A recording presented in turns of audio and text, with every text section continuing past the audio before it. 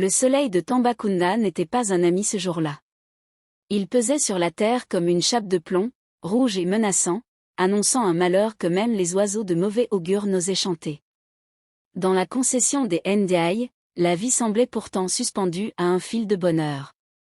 Le père, un homme dont la peau avait la couleur de la terre riche qu'il creusait pour en extraire des émeraudes, riait aux éclats.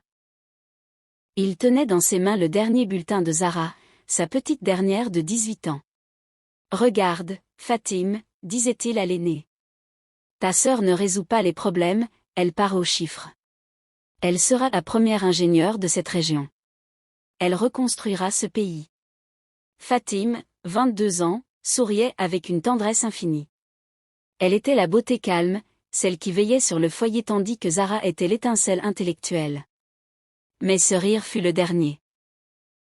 Le soir même, un grondement sourd déchira la colline. Les parents étaient descendus ensemble dans la galerie principale pour extraire une pierre de promesse, une tradition qu'ils avaient chaque année pour marquer leur union. Ils voulaient montrer à leur fille que la terre récompense l'amour et le travail. Tout d'un coup, la mine L'Étoile verte s'était effondrée. Un accident, dirent certains. Un sabotage, murmuraient les anciens. Ils furent ensevelis sous des tonnes de granit et d'émeraudes, emportant avec eux la sécurité, l'amour et l'avenir des deux jeunes filles, Fatim et Zara. Le deuil n'eut pas le temps de s'installer que le diable frappait déjà à la porte. L'oncle Modou, un ancien militaire radié pour cruauté, arriva avant même que les corps ne soient extraits de la terre. Il ne portait pas le blanc du deuil, mais un uniforme militaire délavé, symbole de son passé d'homme de main. Ses yeux étaient deux fentes sèches, vides de toute larme. « Cette terre est à moi par droit de sang », cria-t-il devant les notables du village. « Mon frère me devait plus que ce que cette mine ne rapportera jamais. Quant à ces filles, elles sont les fruits d'une éducation trop molle. Elles n'ont rien à faire ici. » Le choc fut brutal. En une nuit, Modou ne se contenta pas de voler les titres de propriété. Pour s'assurer que les filles ne réclameraient jamais rien, il ordonna l'impensable. Alors que Fatim et Zara dormaient encore dans leur chambre, bercés par le parfum de l'encens de leur mère, l'odeur de l'essence les réveilla. « Fatim. Fatim, ça brûle », hurla Zara, sa petite voix brisée par la fumée. Le feu léchait les murs, dévorant les photos de famille, les livres de mathématiques de Zara, les souvenirs d'une vie de dignité. Fatim, dans un instinct de lionne, enroula sa petite sœur dans un panier mouillé et défonça la fenêtre. Elles tombèrent dans la poussière, sous les rires de Modou qui regardait la demeure de son propre frère s'effondrer dans un rasier infernal. « Partez », cracha-t-il. « Si je vous revois sur ces terres, vous finirez comme vos parents, sous la terre. » Elles marchèrent. Elles marchèrent pendant des jours, les pieds brûlés, le cœur en lambeaux. Zara ne pleurait plus, ses yeux étaient fixés sur le vide, son cerveau brillant essayant désespérément de calculer la probabilité de leur survie. Fatim, elle, sentait une résolution d'acier naître dans ses entrailles. Elle regarda sa petite sœur, si frêle, et se fit une promesse silencieuse. Le monde a voulu nous enterrer, mais il a oublié que nous sommes des graines. Elles arrivèrent à Dakar, mais pas dans le Dakar des cartes postales.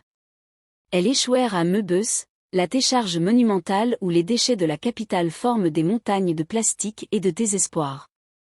Là, l'air n'est pas fait d'oxygène, mais de fumée toxique provenant des incendies perpétuels de pneus. Elles trouvèrent refuge dans la carcasse d'un vieux bus de transport, car rapide, rouillé et sans roues, posé sur un flanc au milieu des détritus. C'était leur nouveau château. Le premier soir, dans le froid mordant de la nuit dakaroise, Zara grelottait. Fatim la serra contre elle, sentant chaque côte de sa petite sœur. « Fatim, j'ai faim. Et mes livres, je n'ai plus mes livres pour étudier », murmura la petite. Fatim sentit un poignard lui traverser le cœur. Elle regarda ses propres mains, encore fines et soignées. Elle comprit qu'à partir de ce soir, la dignité serait un luxe qu'elle ne pourrait plus s'offrir si elle voulait que Zara survive. « Dors, ma perle », dit Fatim d'une voix qu'elle voulait stable. « Demain, je vais trouver un travail. Tu iras dans la meilleure école. Je te le jure sur l'âme de notre mère. Même si je dois donner mon sang goutte par goutte, tu ne seras jamais une enfant de la décharge. » Ce soir-là, Fatim ne ferma pas l'œil. Elle regardait les ombres des récupérateurs, qui rôdaient autour du bus, des hommes brisés par la drogue et la misère. Elle savait que pour protéger Zara, elle allait devoir entrer dans un monde dont on ne revient jamais indemne. Elle ignorait encore que son oncle, là-bas à Tambacounda, consultait déjà des marabouts pour s'assurer que les deux orphelines ne reviennent jamais réclamer leur héritage. La vie à Mbebes était une lutte de chaque seconde contre l'effacement. Pour le monde extérieur, Fatim et Zara n'existaient plus, elles n'étaient que deux silhouettes parmi les milliers de « fourmis » qui fouillaient les montagnes de déchets. Mais dans la carcasse de leur bus rouillé, Fatim maintenait un semblant de dignité. Elle lavait le visage de Zara avec le peu d'eau propre qu'elle achetait au prix de l'or, et elle l'obligeait à réciter ses tables de multiplication et ses théorèmes sous la lumière d'une bougie vacillante. Cependant, le génie de Zara avait besoin de plus qu'une bougie. Il lui fallait des livres, des frais d'inscription pour le lycée d'excellence de Dakar, et surtout, un toit qui ne soit pas fait de métal corrodé. Un matin, Fatim se rendit au port de Dakar. Elle n'y allait pas pour chercher un travail de manutentionnaire, mais pour rencontrer un homme dont on ne prononçait le nom qu'à voix basse, Vieux Paco. C'était un passeur d'ombre, un homme qui gérait le trafic de tout ce qui est trop précieux ou trop dangereux pour la lumière du jour. « Je cherche du travail », dit Fatim, sa voix tremblante mais ses yeux ancrés dans ceux du trafiquant. « Tu es trop belle pour ce que je fais, petite. La beauté dans mon métier, c'est une cible. » Répondit Paco en crachant de la fumée de tabac noir. Ma beauté est morte dans l'incendie de ma maison. Je n'ai plus que mes bras, ma discrétion et ma vie à perdre. Paco comprit l'urgence du désespoir. Il lui proposa le poste de mule du Taser. Sa mission ? Transporter de petits sacs de velours contenant des diamants bruts et des émeraudes, les pierres de son propre héritage volé, ironie du sort. À travers les frontières poreuses du Mali et de la Mauritanie, là où les patrouilles tirent d'abord et posent des questions ensuite. Le premier mensonge de Fatim naquit ce soir-là. Elle rentra au bus avec un sac de riz neuf et des cahiers vierges. Zara, j'ai trouvé un poste de secrétaire dans une grande usine de textile à la zone industrielle. Je vais devoir voyager souvent pour le coton, mais je gagnerai beaucoup d'argent. Zara, les yeux brillants d'innocence, sauta au cou de sa sœur. Elle ne voyait pas la tache de sang sur le poignet de Fatim, blessée par les barbelés du port. Pendant 3 ans, Fatim vécut une double vie schizophrène. Pendant 3 ans, le bus de Mbebes abrita un prodige et un martyr. Sous la tôle brûlante, à la lueur d'une bougie achetée au prix de ses repas, Fatim veillait. Son regard, brûlant de fierté, ne quittait pas Zara qui domptait des équations complexes au milieu des fumées toxiques. Pour financer cette lumière, Fatim s'enfonçait dans les ténèbres, secrétaire imaginaire le jour, elle devenait la nuit une proie s'écorchant sur les barbelés du port pour quelques billets froissés. Le miracle finit par éclater. Zara devint la plus jeune bachelière du Sénégal avec une mention « très bien » qui fit trembler les rotatives des journaux nationaux. La fleur de la décharge était partout en première page. Le couronnement tomba peu après. Une bourse d'excellence pour les États-Unis, un aller simple vers la Silicon Valley. Zara jubilait, ivre de ce succès qu'elle croyait être leur victoire commune. Elle ne voyait pas que les mains de sa sœur n'étaient plus que des plaies, et que le pont d'or qu'elle s'apprêtait à franchir pour l'Amérique avait été bâti avec les lambeaux de la dignité et de la jeunesse de Fatim. La réussite était totale, mais le sacrifice, lui, était irréversible. Pendant 3 ans, Fatim vécut une double vie schizophrène. Le jour, elle était la sœur aimante qui encourageait Zara, devenue la plus jeune bachelière du Sénégal avec une mention « très bien », qui fit la une des journaux locaux. La nuit, Fatim était une ombre tapie dans les soutes des camions, une proie pour les gardes-frontières corrompus. L'émotion atteint son paroxysme lors de « la nuit du passage de Kidira ». Fatim devait livrer un lot crucial pour payer le billet d'avion et la caution de l'université de Zara aux États-Unis. Mais la livraison tomba dans une embuscade. Pour protéger la marchandise, et donc l'avenir de sa sœur, Fatim ne s'enfuit pas. Elle se sacrifia. Elle fut capturée par une milice rebelle. Pendant 1 semaine, elle connut l'enfer. Elle fut battue, humiliée, traitée comme un objet. Mais chaque fois qu'un coup tombait sur son visage, elle fermait les yeux et visualisait Zara, vêtue d'une toge de diplômée, marchant vers un pupitre sous les applaudissements. La douleur physique devenait alors un bruit de fond. Elle finit par s'échapper, rampante dans la brousse, le corps brisé mais le sac de billets toujours serré contre sa poitrine. Lorsqu'elle revint à Dakar, elle ne passa pas par le bus. Elle se rendit directement à l'aéroport où Zara l'attendait pour le grand départ. Fatim portait un grand boubou opaque et un voile épais pour cacher ses ecchymoses et sa maigreur effrayante. « Tu es magnifique, Zara », dit-elle à travers son voile, la voix enrouée par la fièvre. « Pourquoi ce voile, grande sœur ? Et pourquoi tes mains tremblaient autant ?» demanda Zara, une pointe d'inquiétude dans la voix. « C'est la climatisation de l'usine, petite sœur. Je suis juste un peu grippée. Va. Prends ce monde. Deviens celle que Papa voulait que tu sois. » Zara monta dans l'avion, emportant avec elle ses rêves de silicium et d'équation, laissant derrière elle une sœur qui s'effondrait sur le sol carrelé de l'aéroport dès que l'avion eut quitté la piste. Fatim n'avait plus rien. Elle avait vendu sa jeunesse, sa santé et son honneur. Elle retourna seule à Mbebes, non plus pour vivre, mais pour attendre la fin. Pendant ce temps, à Tambacounda, l'oncle Modou, devenu un baron de la politique locale, apprit la réussite de Zara par la presse. Une ombre passa sur son visage. Elle a réussi ? Avec quel argent, rugit-il. Si elle revient avec la loi derrière elle, je suis mort. Il est temps de fermer la porte du destin pour de bon. Il fit appeler son marabout, un homme qui vivait dans une case sans porte, entouré de crânes d'animaux. Le rituel de la lente agonie commença ce soir-là. À New York, le temps semblait s'être accéléré pour Zara. Sous les néons de Manhattan, la petite fille de la décharge était devenue une prodige de l'intelligence artificielle. Elle vivait dans un appartement de verre qui surplombait Central Park, où chaque meuble coûtait le prix d'une vie entière à Mbebes. Mais au milieu de ce succès insolent, une ombre rongeait son cœur, le silence de Fatim. Depuis 2 ans, les appels se faisaient rares, puis s'étaient éteints. Les mères restaient sans réponse. Zara envoyait de l'argent sur un compte, mais les fonds n'étaient jamais retirés. Convaincue que sa sœur, devenue une grande directrice d'usine, était simplement trop occupée par sa réussite, Zara décida de rentrer au Sénégal sans prévenir. Elle voulait offrir à Fatim une retraite royale. Elle imaginait déjà les retrouvailles, les rires, et les excuses pour ce long silence. Lorsqu'elle atterrit à Dakar, Zara loua une berline luxueuse. Elle se rendit à l'adresse de l'usine textile que Fatim mentionnait dans ses rares lettres. Arrivée sur place, elle ne trouva qu'un immense entrepôt désaffecté, peuplé de rats et de fantômes. « L'usine de textile » demanda-t-elle à un vieux gardien du quartier. « Elle a fermé il y a 20 ans, ma fille. » Le sol sembla se dérober sous les pieds de Zara. Un froid polaire envahit ses veines en plein soleil de midi. Elle se dirigea alors vers la seule adresse qu'elle avait connue autrefois.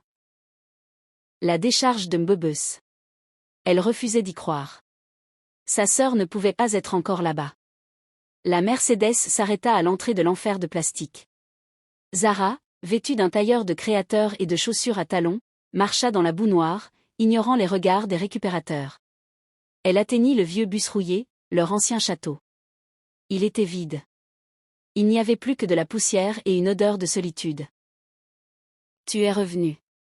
Elle disait que tu reviendrais comme une reine. »« Où est Fatim ?» hurla Zara, le souffle court. « Où est ma sœur ?» L'homme la mena vers un petit tertre de terre, à la lisière de la décharge, marqué d'une simple croix faite de 2 morceaux de fer à béton soudés. Pas de nom. Pas de date. Juste le silence de la terre. « Elle est partie il y a 18 mois, murmura le vieil homme. Elle ne voulait pas que je te prévienne. Elle disait que tes examens étaient trop importants, que ton cerveau ne devait pas être pollué par sa misère. Elle est morte de la maladie de la poussière. Ses poumons étaient pleins de fumée et son corps était couvert de vieilles cicatrices qu'elle ne soignait jamais pour garder l'argent pour tes livres. » Zara s'effondra sur la tombe, griffant la terre de ses mains manucurées. Le cri qui sortit de sa gorge n'était plus humain. C'était le hurlement d'une âme que l'on vient de dépecer. Le vieil homme lui tendit alors une boîte en métal rouillé. Elle a passé ses derniers jours à écrire ceci. C'est tout ce qu'elle possédait. À l'intérieur de la boîte, il y avait des centaines de lettres. Zara en ouvrit une, datée du soir de son départ pour New York. Les mots étaient tachés de sang séché. Ma petite étoile, Zara.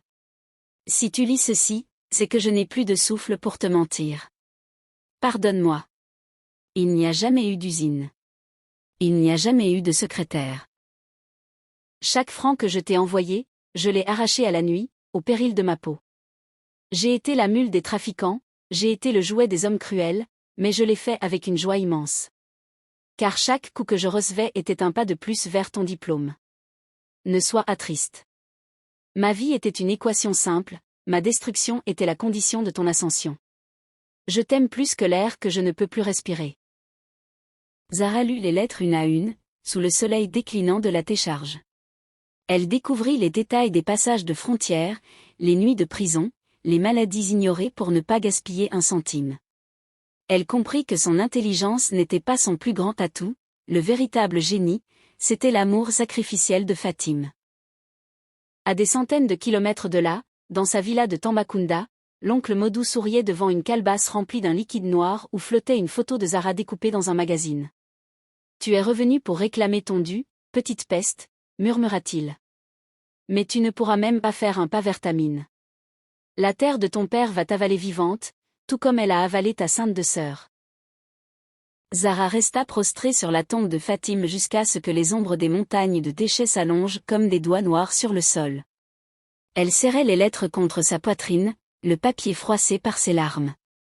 Elle se leva pour regagner sa voiture, mais ses jambes flanchèrent. Une sensation de lourdeur inexplicable, comme si ses os se transformaient en plomb, l'envahit. C'est le choc, se dit-elle, en temps de rester rationnelle. C'est la déshydratation et le deuil. Mon corps lâche après avoir appris l'horreur. Mais en arrivant à son hôtel de luxe au centre-ville, le malaise s'accentua. Ses pieds avaient doublé de volume, la peau tendue jusqu'à la limite de la rupture, prenant une teinte grisâtre et terreuse. Durant toute la nuit, elle délira. Elle ne voyait pas encore le visage de son oncle, mais elle entendait un martèlement sourd, comme le bruit des pioches de son enfance dans la mine de son père. Elle se sentait enterrée vivante, étouffée sous un poids invisible, tandis que ses jambes devenaient totalement immobiles, froides comme de la pierre. Le lendemain, la science fut la première à s'avouer vaincue. Zara, la femme qui croyait aux algorithmes et aux données, fut transportée dans la meilleure clinique privée de Dakar. Des médecins en blouse blanche, formés en Europe, défilèrent dans sa chambre. Scanner, IRM, analyse de sang poussé, les résultats étaient formels, psychologiquement, tout était normal. Pourtant, Zara ne sentait plus rien en dessous de la taille, et ses pieds continuaient de gonfler, exhalant une odeur de terre humide et de pourriture. « Madame Ndiaye, nous ne comprenons pas », avoua le chef de service. « On dirait que vos tissus se densifient de manière inexplicable. C'est comme si vos cellules se changeaient en minéraux. » Zara, clouée sur son lit de douleur, repensa aux lettres de Fatim. Dans l'une d'elles, sa sœur mentionnait les menaces de l'oncle Modou. Il a juré que même si nous partions, la terre de Tambacounda nous rappellerait à elle. Le doute commença à s'immiscer. Le souvenir de son oncle, cet homme qui ricanait devant l'incendie de leur maison, lui revint en mémoire. Elle se rappela les histoires que sa mère racontait sur le Xon, les forces occultes que les hommes avides utilisaient pour lier le destin de leurs ennemis. C'est son chauffeur, un homme âgé nommé Moussa qui avait connu son père, qui finit par briser le silence un soir où elle était seule. « Ma fille, les machines de ces docteurs ne voient que la chair. Elles ne voient pas l'ombre. Ton oncle n'est pas seulement un politicien, il est entouré de saltigués noirs. Ce que tu as au pied, c'est la poussière des ancêtres. Il a enterré ton nom dans un tombeau scellé. Si tu restes ici, tu deviendras une statue de chair avant la fin de la lune. » Zara, d'ordinaire si sceptique, regarda ses jambes déformées. Elle comprit qu'elle ne gagnerait pas cette guerre avec son compte en banque ou ses diplômes. Elle fit sortir Moussa et, dans un effort désespéré, elle ouvrit à nouveau la boîte de Fatim. Au fond, sous les lettres, elle trouva un petit objet enveloppé dans un morceau de tissu rouge que Fatim avait gardé précieusement, une émeraude brute, la seule que sa sœur avait réussi à voler à la mine avant que tout ne s'écroule. Si c'est par la terre qu'il m'attaque, c'est par la terre que je lui répondrai, murmura Zara, les yeux brûlants d'une rage nouvelle. Elle demanda à Moussa de l'emmener secrètement, non pas dans un hôpital, mais dans un village reculé du pays d'Assari, là où les falaises gardent les secrets des anciens. Le voyage fut un calvaire. Chaque chaos de la route lui arrachait des gémissements.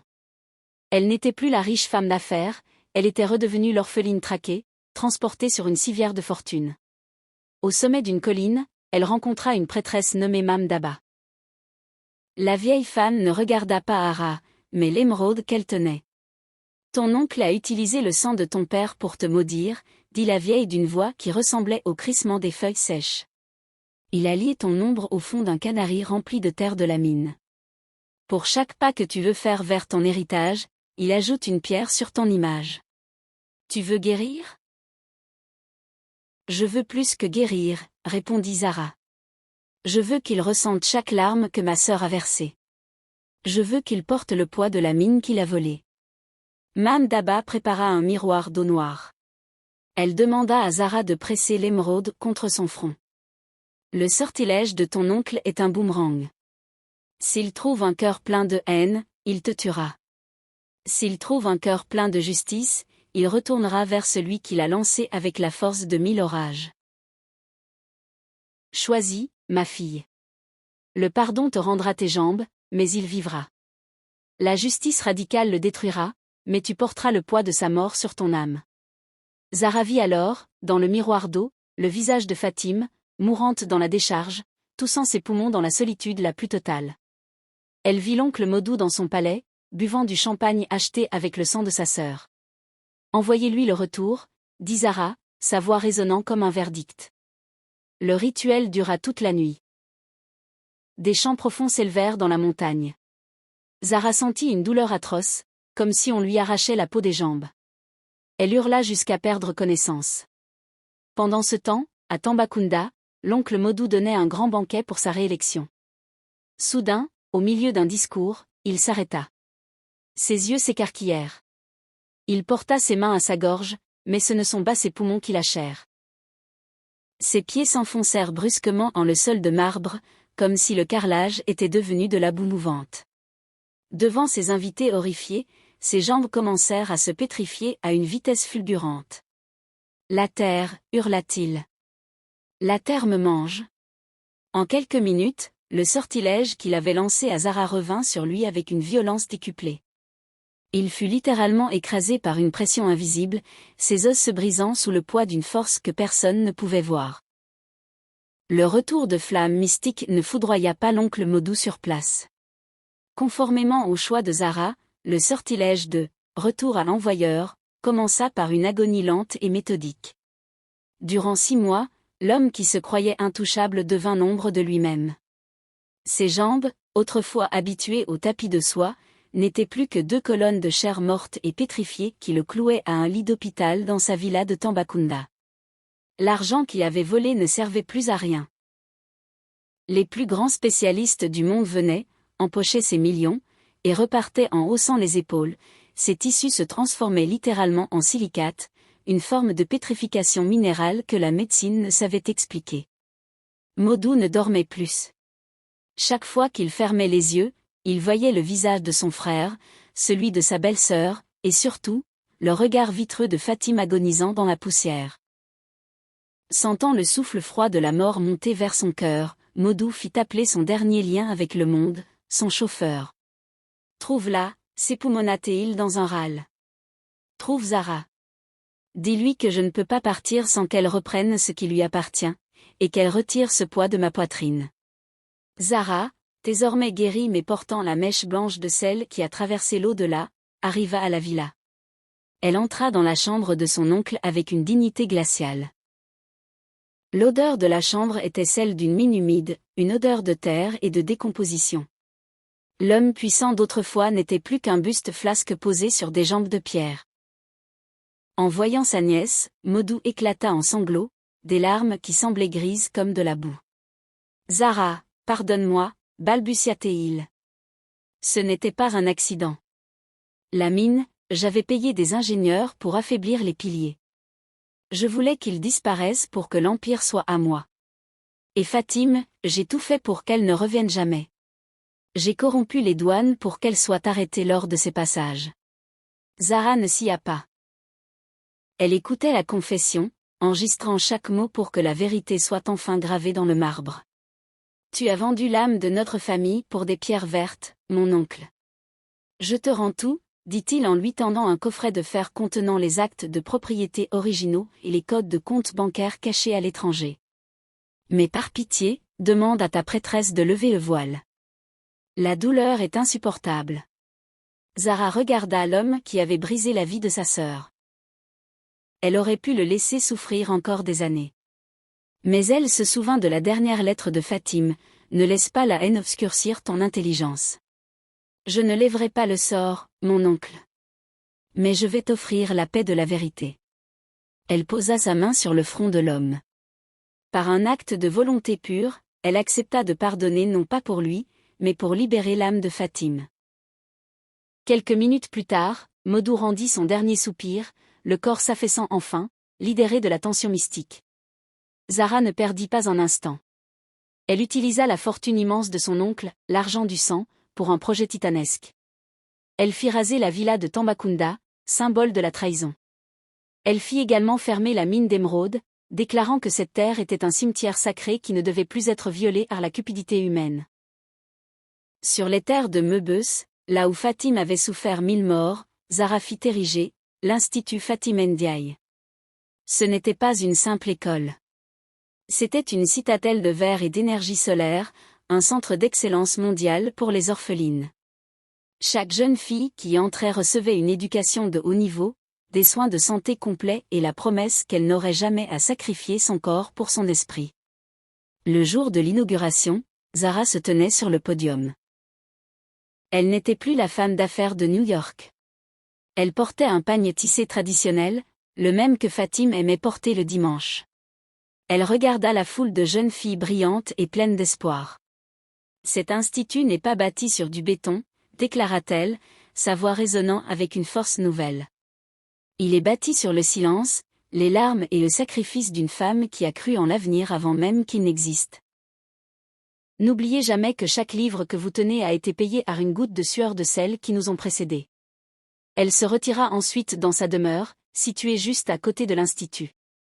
Elle vivait seule, refusant les honneurs et les mariages de convenance. On disait que chaque soir, elle se rendait dans une petite pièce secrète où brûlait une lampe éternelle. Là, elle ouvrait la boîte en fer et relisait les lettres de Fatime, trouvant dans ses mots tachés de souffrance la force de continuer. Zara était devenue la gardienne du temple, la protectrice des oubliés, vivant avec la douleur de la sens, mais avec la satisfaction d'avoir transformé l'enfer de la décharge en un paradis de l'esprit. L'équation de leur vie était enfin résolue, la douleur de l'une avait enfanté la liberté de milliers d'autres. L'Institut Fatime Ndiaye brille aujourd'hui comme un phare au milieu du chaos de la ville. Mais derrière les murs de verre, Zara reste une femme marquée. Elle a retrouvé sa fortune, sa santé et son honneur, mais le prix payé reste gravé dans la mèche blanche de ses cheveux et dans le vide immense laissé par le départ de sa sœur. Elle a transformé la malédiction en bénédiction, mais chaque nuit, le cri de confession de son oncle résonne encore dans ses souvenirs. Morale de l'histoire. L'héritage le plus précieux n'est ni l'or ni les titres, mais le sacrifice de ceux qui nous aiment. La vengeance peut apaiser la colère, mais seule la transformation de la souffrance en une œuvre de bienfaisance peut guérir une lignée. Nul ne s'élève vraiment s'il oublie les racines qui ont été écrasées pour lui permettre de fleurir. Zara a obtenu justice, mais à quel prix? Le débat est à vous. Cette histoire nous laisse face à un dilemme moral profond qui interroge nos propres valeurs. Pensez-vous que Zara a bien fait de choisir le retour à l'envoyeur pour que son oncle souffre le martyre et confesse ses crimes avant de mourir, ou aurait-elle dû choisir une mort immédiate pour lui, quitte à porter cette exécution sur sa conscience? La souffrance prolongée de l'oncle était-elle nécessaire pour que justice soit faite? Donnez votre avis dans les commentaires, nous avons hâte de vous lire et de débattre avec vous. Si vous avez été touché par le sacrifice de Fatime et la résilience de Zara, si cette histoire vous a plu, je vous prie d'aimer la vidéo, de la partager pour faire rayonner ces leçons de vie, et surtout de vous abonner à la chaîne. En activant la cloche de notification, vous ne manquerez aucune de nos histoires à venir, toujours plus riches en émotions et en enseignements. Merci de nous avoir suivis, et à très bientôt pour un nouveau récit. Que Dieu nous garde.